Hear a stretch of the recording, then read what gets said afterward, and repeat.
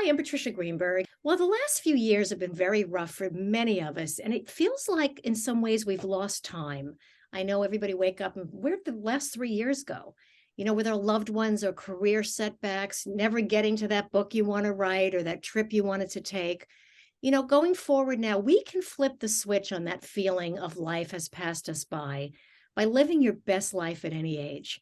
My guest today is Jeannie Ralston. She's the CEO and founder of nexttribe.com, a lifesaver for women 45 and over, especially during the pandemic. Welcome, Jeannie. Thank you so much for having me. I love it. I love what you're doing. Thank you. Jeannie, I sought you out for the show. We've known each other a few years, but I really just want to shout out to Next Tribe. It was an amazing outlet for me when starting in 2020, our world became a nightmare, one after another, and uncertainty became kind of that daily way of life, and people started to feel unsafe on every level. And the programs you offered were amazing. And I could say I taught a cooking class early You on. did. It was fab. It was so much Thank fun. you. Thank you. But I can remember all of us being at home and you're afraid to go out. You're afraid to go to the supermarket. You're afraid to, huddling home at home. Offices were closed. The doctor's offices were closed. The hospitals were minimized. It was a very, very frightening time. And I think it's still lingering to some degree. Right. But you started this before that. So tell us about Next Tribe and how it came to be. Well, I started Next Tribe. Actually, I'm coming up on my 6th-year anniversary. And I started it because I've had a long career in magazine journalism. And my youngest son had just left for college. And I'm like, what now? What do I want to do now? What's up? And I went online to kind of see, well, what's out there for women like me who feel like, okay, I'm entering a new phase. And I found some things, but I didn't quite like the way that they talked on those sites. I mean, because I still feel 25 inside, and I think a lot of us do. So, and I go out with friends, we laugh too much, we look for adventures, we go carousing, just like go, in a new city, we'll go exploring and that kind of thing. And I just thought, wow, there's everything I read, it makes you feel like it's either so overly earnest or it's making you feel like you've got one foot in the grave. And so I felt like there's just this huge time in our lives I just chose 45, but there's huge time in our life when we have energy and health, and we have some time and maybe a little more money than we did when we were younger. And it's like, let's make the most of this. And I just decided I wanted to write articles about this. And I have a lot of writer friends, so I got a lot of writer friends to write for me. And the whole idea is to kind of explore this time in our lives and how we can face challenges and do great things and not have to feel like we were done or we're going out to pasture. I mean, that's really important to me. And so it started with articles. It's grown to other things, but it started with articles and making women feel encouraged about where they are in life. You've grown this too. You have classes, you have trips. We're going to talk about that later on, the details of it. But you're now at what, 130,000 members? Am I right? I mean, we have that many visitors per month on the website. That's astronomical, though. That's what people coming to read. Yeah. To read the articles. And then we have you can sign up for the newsletter, and that's one level, and you get my newsletter every week with all kinds of fun things that are going on. And then you can become a member, which is a different level, which you get a special newsletter and you get discounts on our events and our trips and our special access to workshops with some of the like really incredible women, such as Marta Kaufman, who did Grace and Frankie and Friends, and then executive editor of HarperCollins has helped women with their book development and has actually helped women get contracts or agents. So, but the member section, if you're a member, we have a special part on the website where you can create your profile, meet other women in your city or other women who share your interest, and you can go from there. I mean, I would love to see communities, Next Tribe communities develop in different cities across the country. We're in 2 cities right now where we have a very robust membership, but it takes time. We get everyone to understand what the benefits are of membership, and then it just rolls from there. You can get your friends and your neighbors in your town together to start meeting up, and it's just this feeling like if you're a Next Tribe member and you meet another one, that they have generally the same idea as you do, that this is a great period in our lives and we should treasure it. Yes, there's hardships, we all have hardships, but really let's not be overcome by them. Let's stick to, if we have a hardship, let's find these women who are going to help us get out of that or overcome it. And it's all about connecting at like that. What I loved, I attended the LA beat up, which it had to be before the pandemic, because it was in 2019. We did a big out loud. We had a Yeah. national series of events that we do at different cities, and we did one in LA right before the pandemic, and then we did one in September of last year. So our events business, the big events, we're kind of redeveloping that after COVID, because membership attendance patterns have changed and so forth. So we want to make sure we're doing what people feel most comfortable with. But I wanted to mention that when I attended it, what was very refreshing is, we all know this, whatever your profession is, whatever your interests are, when you go, there's often an agenda and people are clamoring for business or for attention.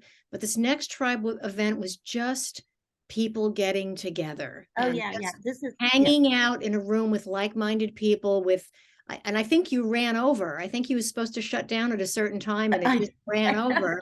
And, having a drink or a coffee or a glass of water and just sitting down and just chatting with people. It was so different than anything I've attended in the past. I know. And I don't want to have an agenda. Yes, I'm sure there's business connections that will be made through our membership and connect, our membership section or in-person event, but that's not the goal. The goal is to connect with women, who share your same passions and kind of like want to make the best of this time. And I think that's it's infectious. It's a spirit that's infectious. If somebody's a little down or whatever, having a hard time adjusting to menopause or whatever, to be around women who are like, you know what?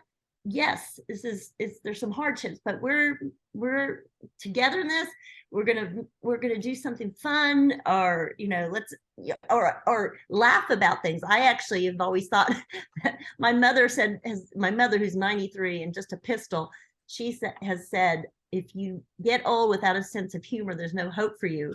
Right. So I've always tried to keep a sense of humor, and I hope that reflects in the articles we do and just the spirit. Yeah, there's always room for humor, and laughing makes everything feel better. Absolutely. Jeannie, we talk about ageism all day long, right? Just seems to be the topic of conversation from a fairly young age, because now that I'm 62, 40 feels young, right? 45 right. feels young.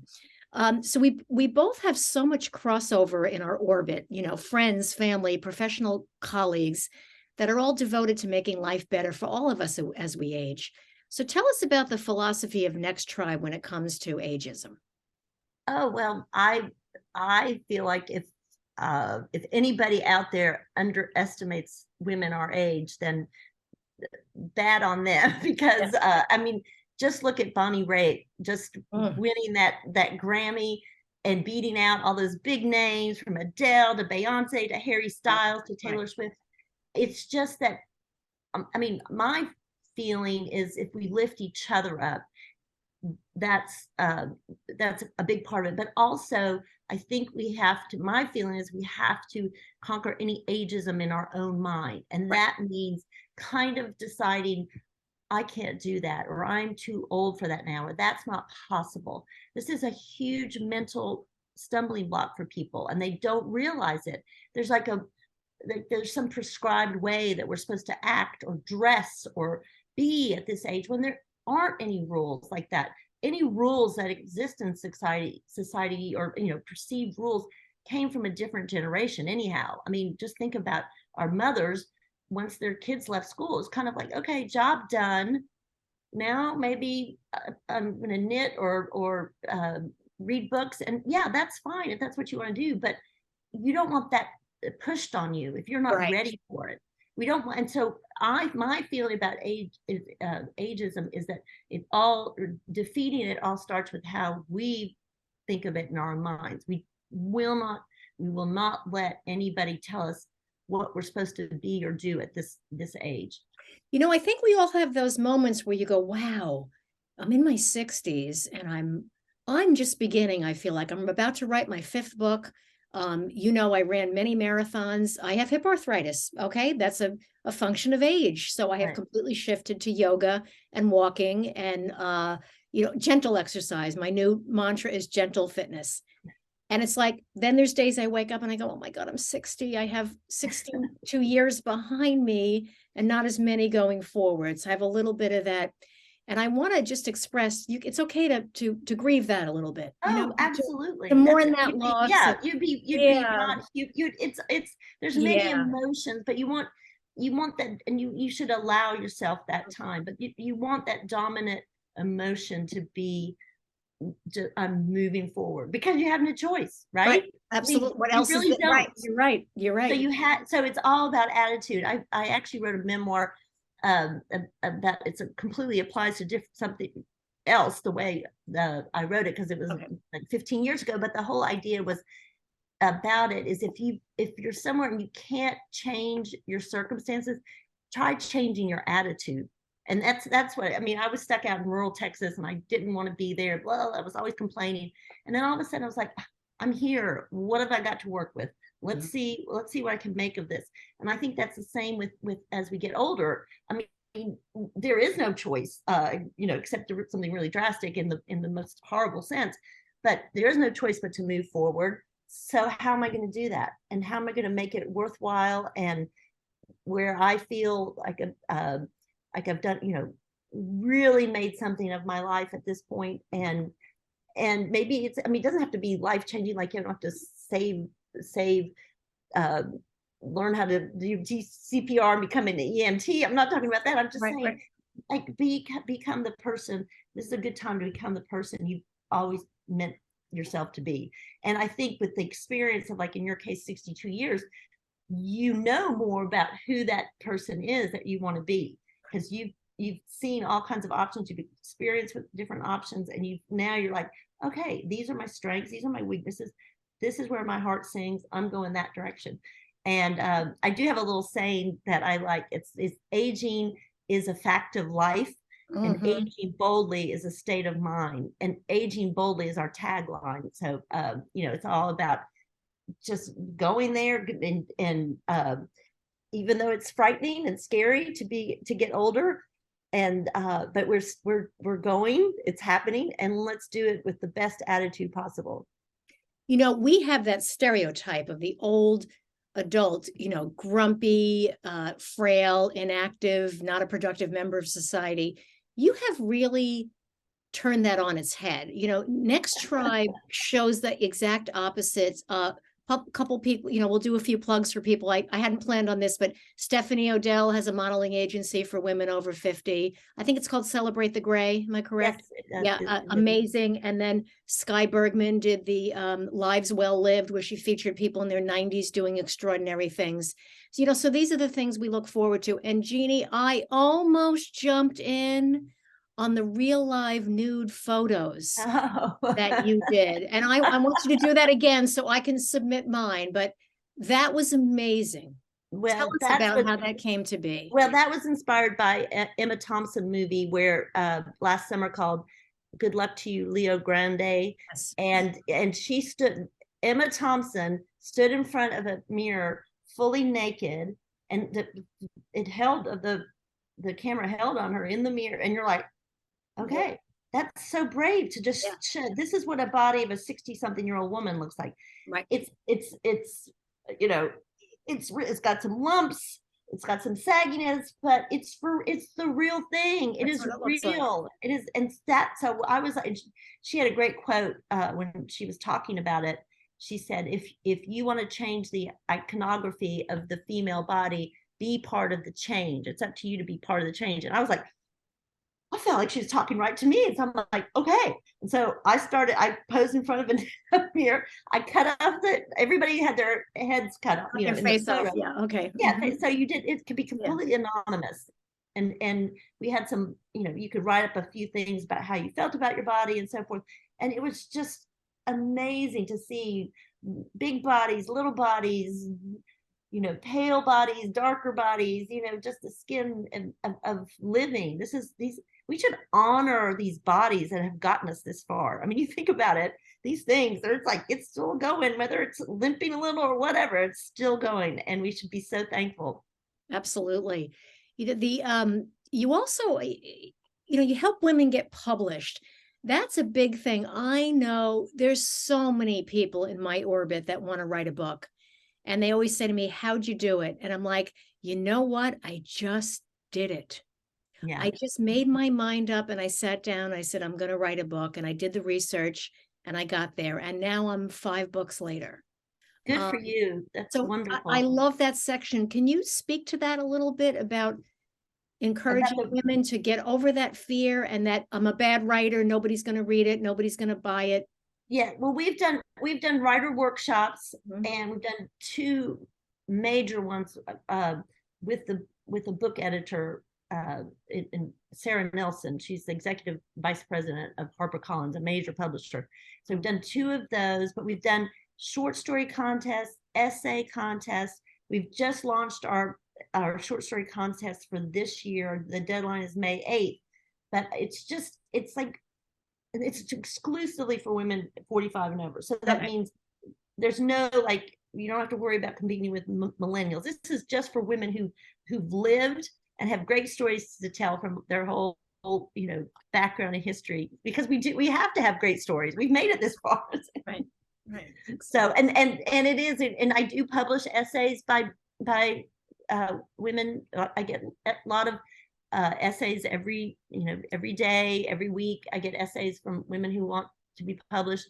Some, I can pay a little bit. I used to pay a lot more, but I can pay a little bit for essays. And sometimes if I really like the subject, I'll get back to the woman and try to help her shape it. And so we do. I love to hear women's stories, and I think that we all have the great ones if we just start. Just start. I mean, a blank Right. page is get something. I always think get something on paper, so you have something to work with. The worst thing you can do is just sit there and look at a page and think, I have to fill this page and it has to be perfect. No, it doesn't have to be perfect. It just start filling the page. Right. I tell everybody, just write anything down, write down a memory, and even write down something you're angry about or something you're fearful about. Absolutely. And that opens the floodgates. Jeannie, I think everyone would agree that ageism is harder on women. Again, that kind of goes without saying. And even though we have unconditional support from Next Tribe, does going gray and avoiding the dermatologist and not following all the fashionable youth trends, does that help or hurt us? Where are we at with that as a society? Well, I Next Tribe is, I describe us as Switzerland on Okay. if people want to have cosmetic helps, science, surgery, whatever, if they want to color their hair or not, there's no judgment whatever way, because it's all about what you feel comfortable with, what helps you age in a bold way and in a happy way. So I definitely color my hair, though I am certainly in need of a treatment. Personally, I don't do any fillers, whatever, but I get eyelash extensions. So it's just, it's just about feeling good. So as far as youth culture, what they're doing, I mean, I don't know. I keep one eye on things and to see what I could adapt. I just got a pair of Chuck Taylor high tops that I love, and a new boyfriend actually did some painting on them.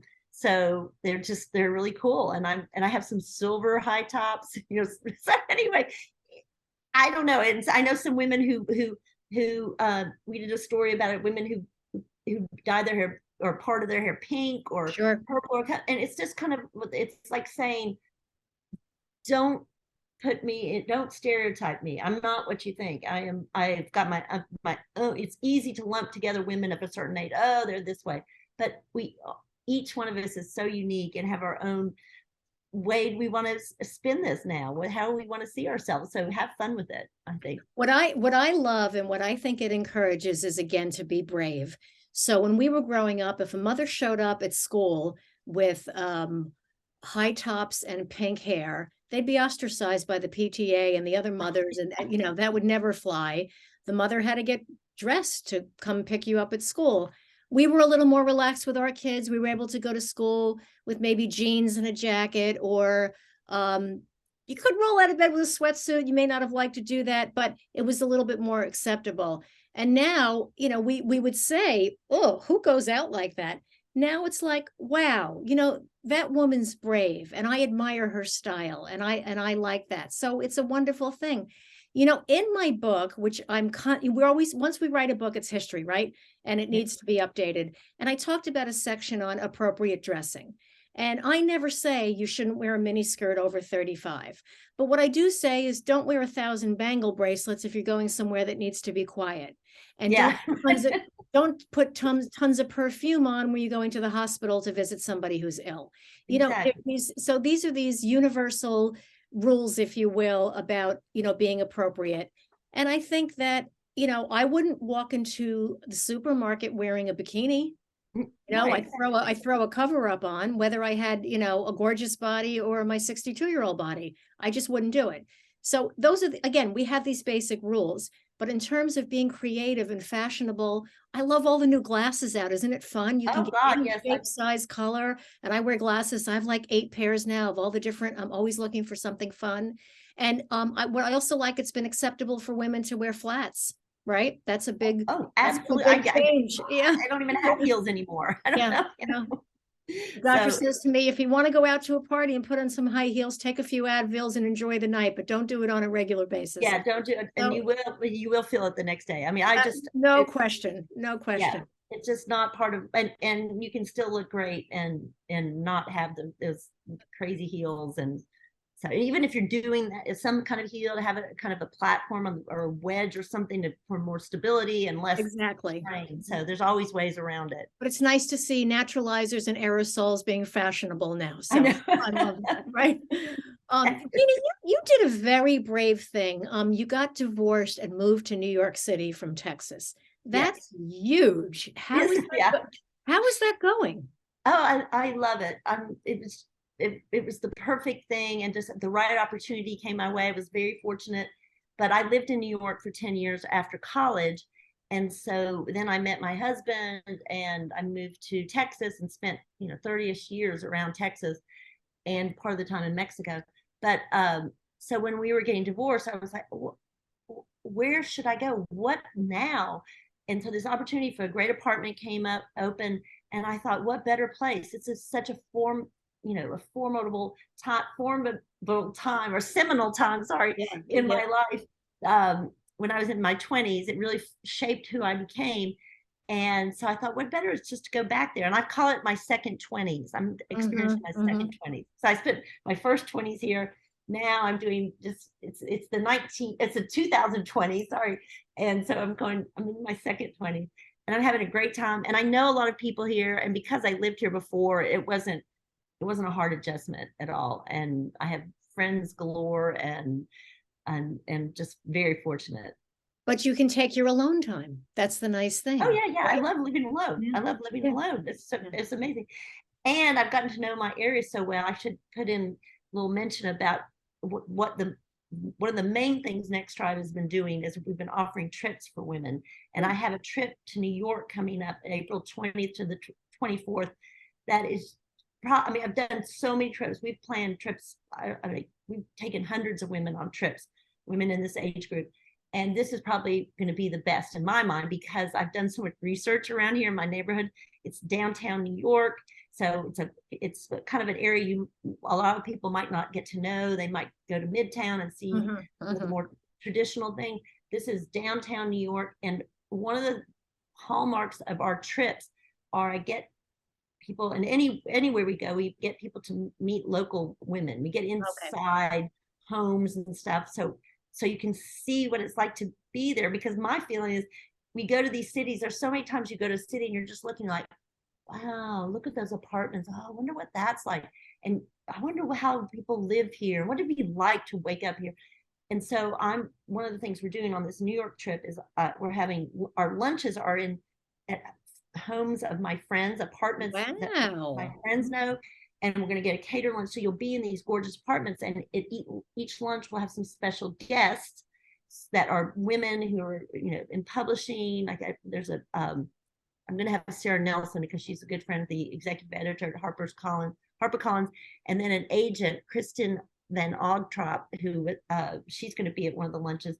Another lunch, we're going to have the former owner of Katz Deli, Oh, the famous Katz Deli. We're going to have an artist speaking at another one of the lunches. We have private tours of different exhibits at downtown museums. Just I mean, I could go on and on, but really fun restaurants that you would never, I promise you would never find on your own, because I've just recently found them and just was blown away. Like, how did I not know about this stuff? Including one that to get into it, the outside just looks like a pawn shop, and we have to walk into the pawn shop, and there's someone behind the counter, and you're saying, I've got a reservation, and they let you into this gorgeous restaurant. that's funny. Wow. Yeah. So I want to just tell the audience nexttribe.com, very easy, nexttribe.com.